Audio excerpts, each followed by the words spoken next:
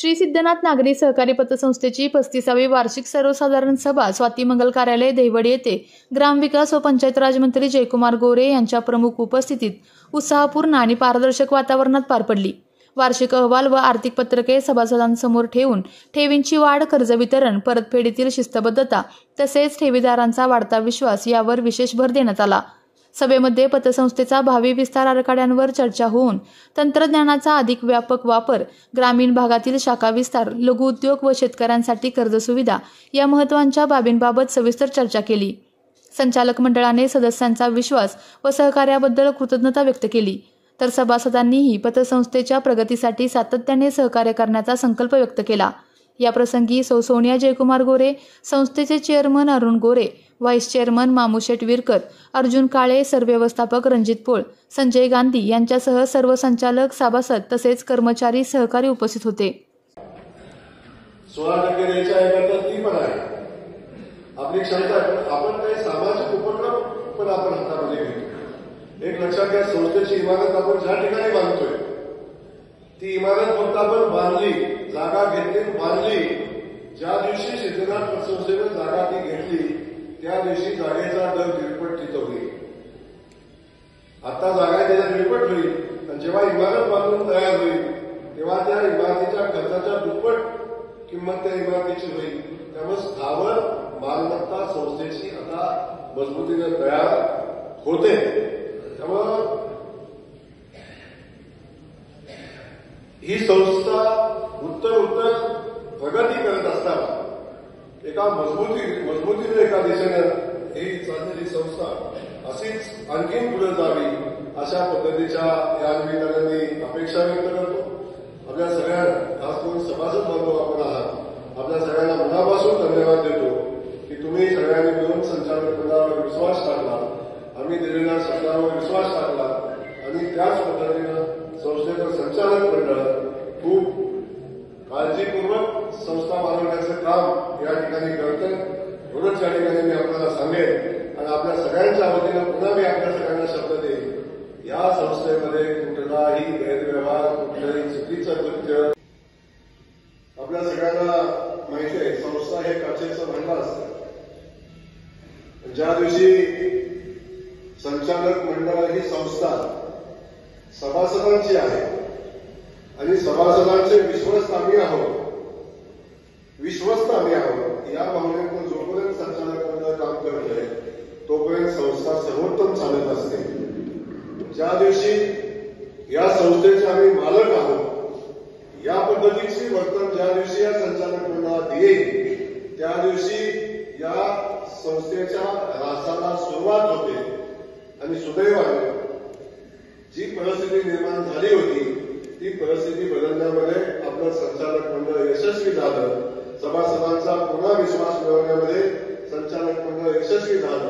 त्यामुळे आता मागं काय झालं, मागं कुणी काय केलं, या सगळ्या बाबतीत मी संचालक मंडळाला सांगितलंय की सगळे विषय आता बाजूला ठेवा आणि आता संस्थेचं हित आणि संस्था चांगली कशी चालली पाहिजे, संस्थेची वाढ कशी झाली पाहिजे, सभासदांच्या जीवनामध्ये या संस्थेमुळे संपन्नता आली पाहिजे आणि या संस्थेचा जास्तीत जास्त विस्तार झाला पाहिजे, या संबंधीचं नियोजन आपण करावं, अशा पद्धतीची भूमिका मी सातत्याने मांडत आलो।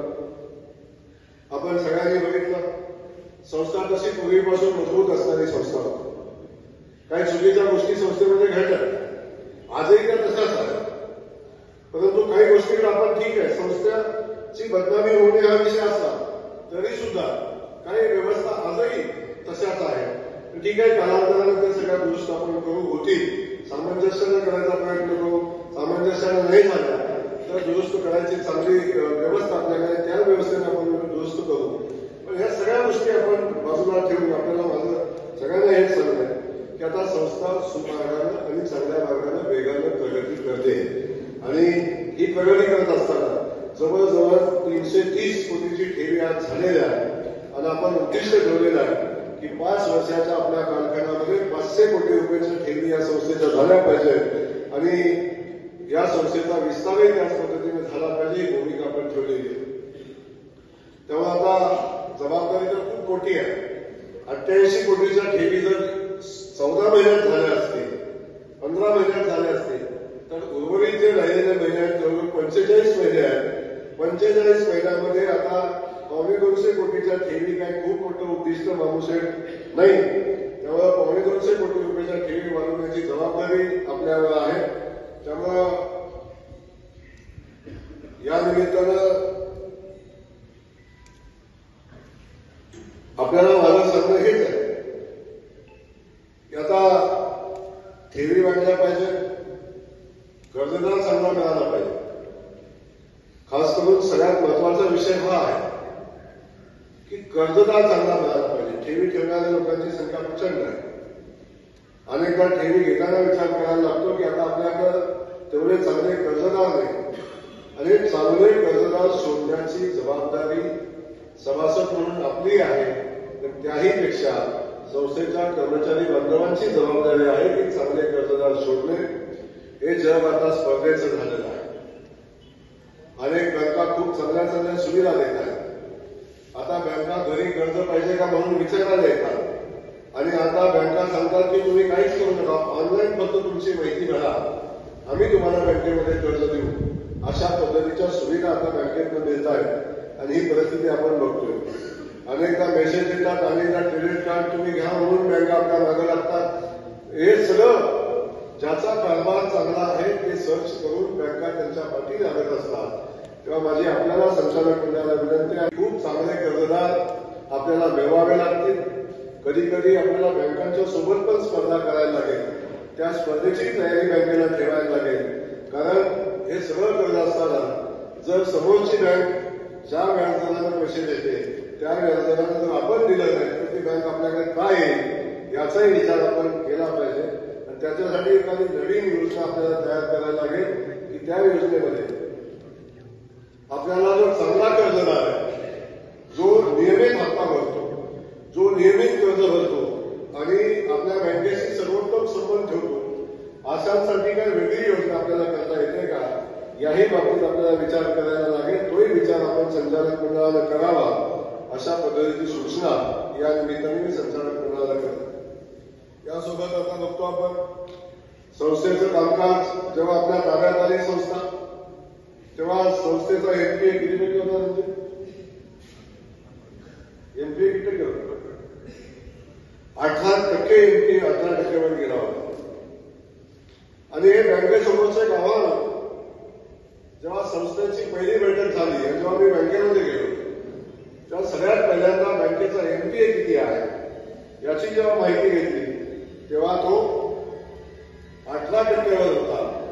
त्यावेळेस वेळी आम्ही निर्णय घेतला की संस्थेचा एमपीए कमी केल्याशिवाय संस्था सुस्थितीत येणार नाही. म्हणून काही निर्णय आपण घेतले आणि काही टीम आपण वसुलीसाठी तयार केला, त्यांच्यावर जबाबदारी दिली आणि त्यांनी खूप चांगलं काम केलं. आता किती टक्केवर आहे? आता तो एमपीए 18%वरून 8%वर आलेला आहे. म्हणजे जी थकबाकी होती ती आता 10% कमी झालेली आहे या साधारण. आणि ही थकबाकी कमी करताना नवं करून केलेली नाही हे या निमित्तानं मी सांगेन. नाही तर नवं करून थकबाकी कमी करता येते, त्याला काही अडचण येत नाही. पण कुठल्याही किमतीवर नव्या जुन्याच्या भानगडीत पडायचं नाही याही सूचना आपण दिल्या होत्या. 1-2 प्रकरणं असतील की त्याचं व्याज सगळं बदलून घेऊन त्याला नव्यानं आपण कर्ज दिला असेल. शेवटी संस्था व्याज घ्यायलाच काम करते, व्याजावर काम करत असते. याही विषय सोडले तर बहुतेक कर्ज आपण हे केलेलं आहे. त्यात 5-6 कर्ज अशी दिलेली आहेत की ते 5-6 कर्ज जर भरली तर मला वाटतं एमपी आपला 2-3% अशा पद्धतीची परिस्थिती आहे. त्यांचीही कारवाई अंतिम टप्प्यात आलेली आहे. त्यामुळं मला एकदा आपली संस्था खूप चांगली अशा पद्धतीची चर्चा होती आणि ज्यावेळी आपण नवीन शाखेचा प्रस्ताव आपण दिला तेव्हा नवीन शाखेचा प्रस्ताव दिल्यावर आपला प्रस्ताव नामंजूर झाला. नामंजूर झालेल्या संस्थेच्या प्रस्तावाची जेव्हा कॉपी मला मिळाली आणि ती वाचल्यानंतर मलाही वाईट वाटलं की तुमच्या संस्थेचा एमपी एवढा आहे, बाकीचे 4-5 मुद्दे होते आणि त्या दिवशी मी पुन्हा संचालक मंडळाला बोलवून घेतलं आणि पुन्हा सांगितलं की पुन्हा असली कुठली त्रुटी येता कामा नये. ठीक आहे, अवश्य आहे, मी राजकीय माझी क्षमता आहे, मी शाखा मंजूर करून आणेन, परंतु जेव्हा पुन्हा कधी अशी परिस्थिती येईल तेव्हा संस्थेला शाखा देता असताना कुठली त्रुटी निघाली नाही पाहिजे अशा पद्धतीची भूमिका त्यावेळी मी मांडली होती. आणि त्या अनुषंगाने आता वेगानं कामही होताना दिसतंय.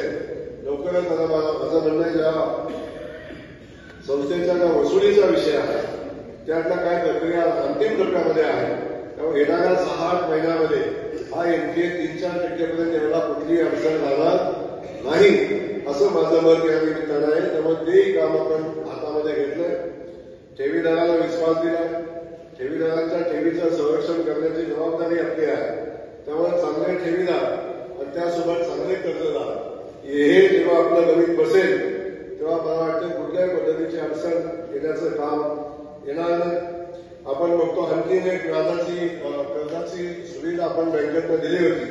काही लोक भेटली, मला त्यांनी सांगितलं की भाऊ आम्हाला विनाकारण 1.5 लाखापर्यंत कर्ज आम्हाला मिळत होतं, पण त्या कर्जाचं वाटप व्यवस्थित झालं नव्हतं. त्यामुळे अनेक ठिकाणी ते कर्ज वसुलीच्या अडचणी आल्या. चांगला करू शकतो अशा लोकांसाठी सोय म्हणून नव्हे, त्याचं कुठल्या तरी सभासद संचालकाच्या जवळच्या माणसाची व्यवस्था म्हणून अजिबात चालणार नाही. जो कर्मचारी याची जबाबदारी घेईल, जो संचालक याची जबाबदारी घेईल, त्याचा कन्सर्ट घेऊन 1.5 लाखापर्यंत विनातारण कर्जाची योजना जी चालू होती ती पुन्हा चालू ठेवावी अशा पद्धतीची विनंती या निमित्ताने संचालक मंडळाला त्या निमित्ताने करेन. त्यानंतर काय मुद्दे मांडले आता बोलताना की अनेक ठिकाणी शाखेमध्ये कर्मचाऱ्यांची संख्या कमी आहे आणि वास्तव आहे. गेल्या 2-3 वर्षापासून कर्मचारी निवृत्त होतात आणि निवृत्त झालेल्या कर्मचाऱ्यांच्या जाग्यावर नव्यानं लोकांची नेमणूक करणं अपेक्षित होतं, तेही व्यवस्था आहे. त्यामुळं आपण जो स्टाफ कमी आहे ही जी भूमिका मांडली ती खरी आहे. त्यामुळं आपण भरतीची प्रक्रिया आता आपण केलेली आहे. आता अनेक मुलाखती पण झालेल्या आहेत. आता नेमणुकीचा विषय आहे. येणाऱ्या 10-15 दिवसामध्ये 20 दिवसामध्ये आपण या नवीन कर्मचाऱ्यांची नेमणूक आपण करूया आणि त्यातून तो ताण जो कर्मचाऱ्यांचा आहे तो कमी होईल. त्याचसोबत आपण नव्या 7 शाखा चालू करतोय. आता 7 शाखेला मान्यता मिळाली, पण खास बाब म्हणून मिळालेली आहे. त्याही शाखा ज्या ठिकाणी चांगली जागा मिळेल त्या ठिकाणी आपण चांगलं लोकेशन बघून त्या 7ची शाखा एका वर्षामध्ये चालू व्हाव्यात अशा पद्धतीची भूमिका या निमित्ताने संचालक मंडळाची आहे. आणि त्यासाठी माझी आपल्याला सूचना आहे की आपण तातडीनं त्या संदर्भात काम करावं. संस्थेनं 2-3 नवीन प्रॉपर्टी खरेदी केलेल्या आहेत. त्या संदर्भात आपल्याला संचालक मंडळानं माहिती दिलेली आहे. मी आपल्याला हेच सांगेन, मी पहिल्यांदा दैवडीच्या शाखेमध्ये गेलो तेव्हा मला वाटतं एखाद्या मोठ्या पतसंस्थे एवढा व्यवहार करणारी आमची ती दैवडीची शाखा आहे. म्हणजे खूप पतसंस्था आहे, जी आमची पतसंस्था खूप मोठी आहे म्हणतात, त्याच्यापेक्षा मोठा व्यवहार करणारी आमची दैवडीची शाखा आहे.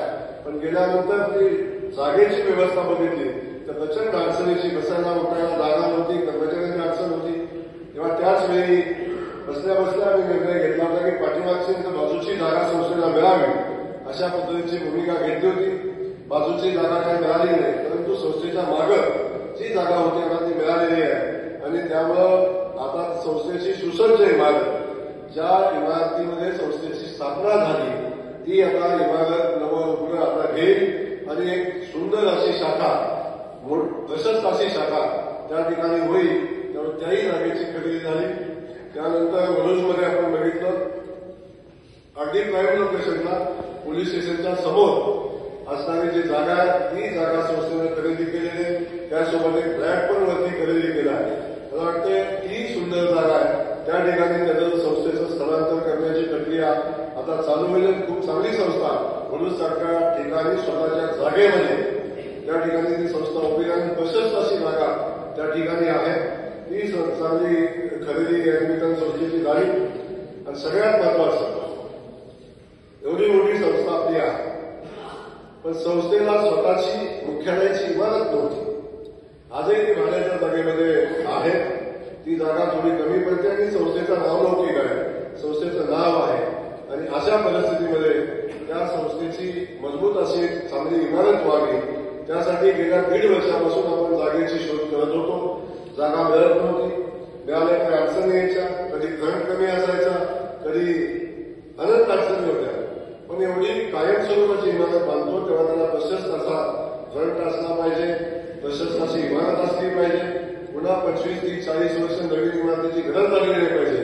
अशा पद्धतीची इमारत झाली पाहिजे, अशी भूमिका पहिल्या दिवसापासून संचालक मंडळाची होती, माझी होती. आणि म्हणून आम्ही एक नवीन जागा खरेदी केलेली आहे. आणि मला वाटतं 90 फूट फ्रंट असणारी ती जागा आहे आणि 60 फूट अशी जागा आहे. आणि जागेच्या पुढे 110 फुटाचा ओपन स्पेस, 110 फुटाचा ओपन स्पेस मिळालेला आहे. त्यामुळे मला वाटतंय जेवढी जागा आहे तेवढीच जागा आपल्याला मोकळी पुढे मिळालेली आहे. त्यामुळे खूप चांगली जागा आता संस्थेला मुख्यालयासाठी मिळालेली आहे. आणि तो मुख्यालय जवळजवळ 10,000 स्क्वेअर फुटामध्ये भव्य दिव्य अशी संस्थेची इमारतीचं काम आता आपण चालू केले. तिथली साफसफाई मला वाटतं बऱ्यापैकी झालेली आहे आणि तातडीनं संस्था एक स्वतःच्या इमारतीमध्ये भव्य दिव्य अशा इमारतीमध्ये आपण संस्थेचं स्थलांतर करू. त्यासाठी साधारण 1 ते 1.5 वर्षाचा कालखंड लागेल. वेगाने 1 वर्षात होईल, पण आपण वेगानंच करण्याचं काम करावं असं संचालक मंडळाकडे सूचना आहे. जागा खरेदी झाल्यावर संचालक मंडळांनी स्पीड घेतलं पाहिजे कामात. औरंगाबाद तुम्ही म्हणताय कधीतरी भाऊ शिकतात करतात, पण शेवटी आपला चेअरमन पदाचा कालखंड किती आहे तेव्हा आपल्या कालखंडात काय काय झालं पाहिजे आपण ठरवलं पाहिजे. त्यामुळं माझं काहीच नाही, पण तुम्ही चेअरमन असताना नवीन इमारत झाली हे झालं पाहिजे ही माझी भावना होती. त्यामुळं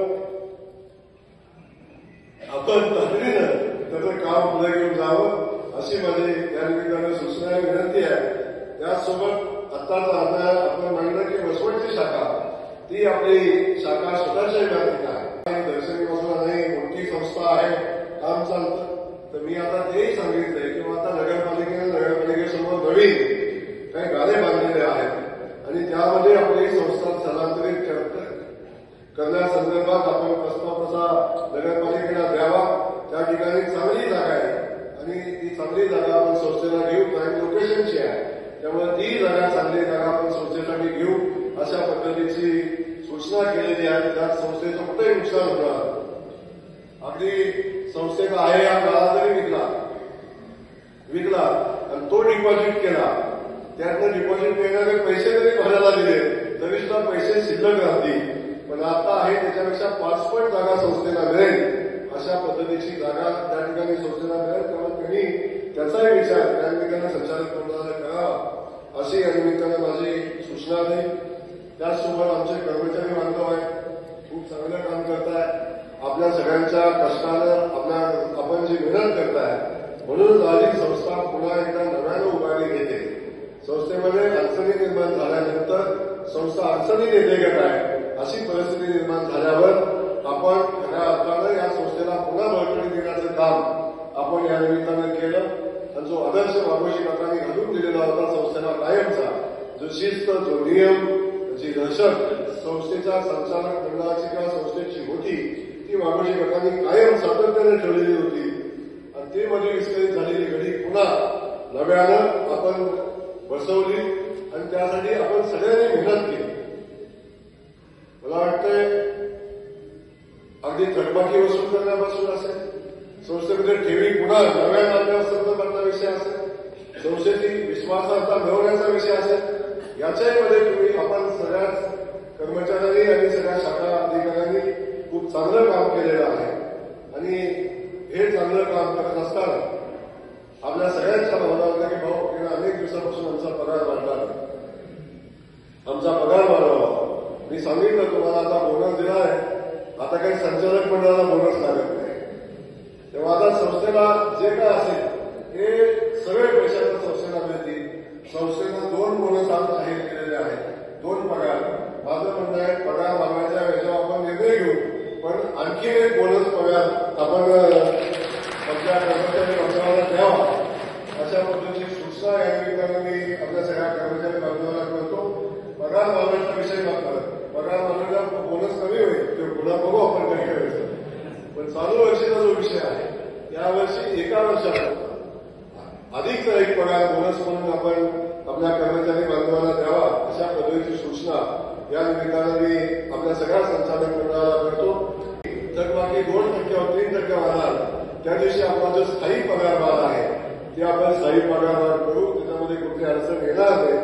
ती संस्था ही कर्मचारी बांधवांनी वाढवलेली त्या संस्थेला ताकद दिलेली आहे आणि त्या कर्मचाऱ्यांना सुखी आणि समाधानी ठेवणं ही आमच्या सगळ्या संचालक मंडळाची जबाबदारी आहे आणि ते काम आपण करू एवढंच या ठिकाणी मी आपल्या सगळ्यांना सांगेन.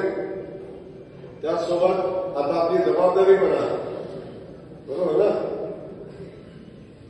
जेव्हा आपण बोनस घेतो तेव्हा बोनस काम पण आपण केलं पाहिजे.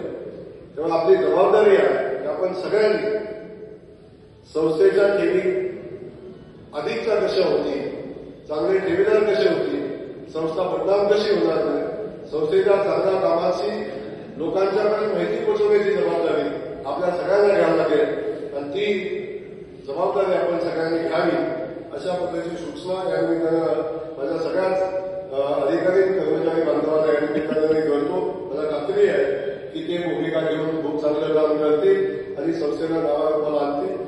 आज आमचं संचालक मंडळ इथं आहे.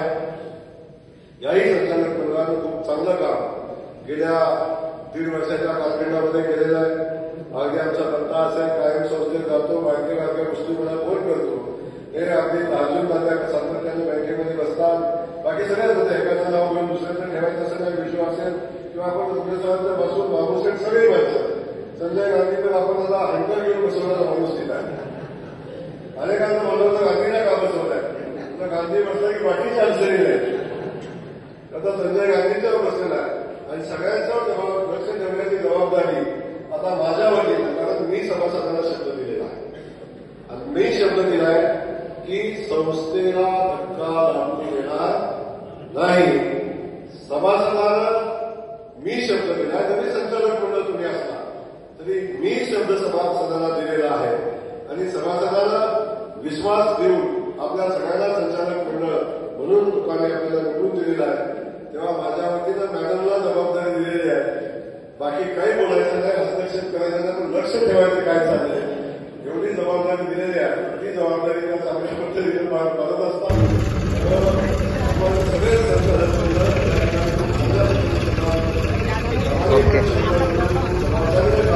खूप चांगलं काम या निमित्तानं केलं. मी त्यांनाही मनापासून त्यांचंही मनापासून कौतुक करेन. त्यासोबत आता मला वाटत नाही आणखीन काही विषय संस्थेच्या बाबतीत राहिलेले आहेत आणि संस्थात्मक आपली बैठक आहे. त्यामुळं पुन्हा एकदा आपल्या सगळ्याच सभासदांना मी मनापासून धन्यवाद देईन आणि खास करून संस्थेला धन्यवाद.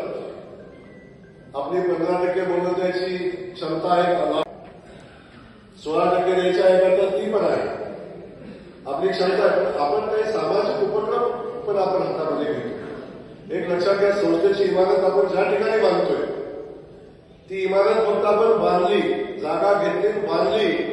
ज्या दिवशी सिद्धनाथ पतसंस्थेनं जागा ती घेतली त्या दिवशी जागेचा दर 1.5 तिथं होईल. आता जागा त्याच्या 1.5 होईल आणि जेव्हा इमारत बांधून तयार होईल तेव्हा त्या इमारतीच्या खर्चाच्या दुप्पट किंमत त्या इमारतीची होईल. त्यामुळे स्थावर मालमत्ता संस्थेची आता मजबूतीने तयार होते. त्यामुळं ही संस्था उत्तर प्रगती करत असताना एका मजबूतीने एका दिशेनं ही चाललेली संस्था अशीच आणखीन पुढे जावी अशा पद्धतीच्या या निमित्तानं मी अपेक्षा व्यक्त करतो. आपल्या सगळ्यांना खास करून सभासद बांधव आपण आहात, आपल्या सगळ्यांना मनापासून धन्यवाद देतो की तुम्ही सगळ्यांनी मिळून संचालक मंडळावर विश्वास टाकला, आम्ही दिलेल्या शब्दावर विश्वास टाकला आणि त्याच पद्धतीनं संस्थेचं संचालक मंडळ खूप काळजीपूर्वक संस्था मालवण्याचं काम या ठिकाणी करतं. म्हणूनच या ठिकाणी मी आपल्याला सांगेन आणि आपल्या सगळ्यांच्या वतीनं पुन्हा मी आपल्या सगळ्यांना शब्द देईन, या संस्थेमध्ये कुठलाही गैरव्यवहार, कुठलंही चुकीचं कृत्य आपण चालू देणार नाही. हा शब्द या निमित्तानं मी सगळ्या सभासदांना देतो. आपल्या सगळ्यांना मनापासून धन्यवाद देतो. संचालक मंडळाचं मनापासून कौतुक करतो. आपण सगळेजण या वार्षिक सर्वसाधारण सभेसाठी आला, आपल्याला मनापासून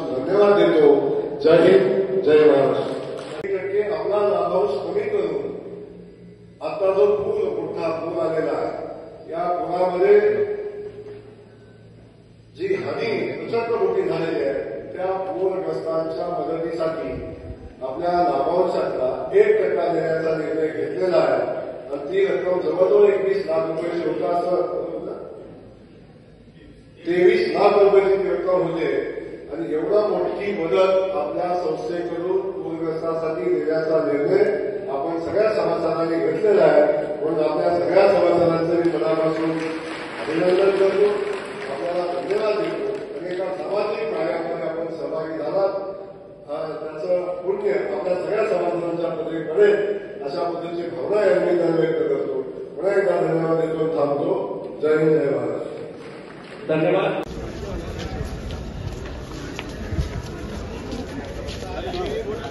आपल्या तालुक्यातील जिल्ह्यातील बातम्या सर्वप्रथम पाहण्यासाठी आजच सातारा न्यूजला YouTube चॅनलवर सबस्क्राईब करा, लाईक करा, शेअर करा आणि बेल आयकॉन प्रेस करायला विसरू नका.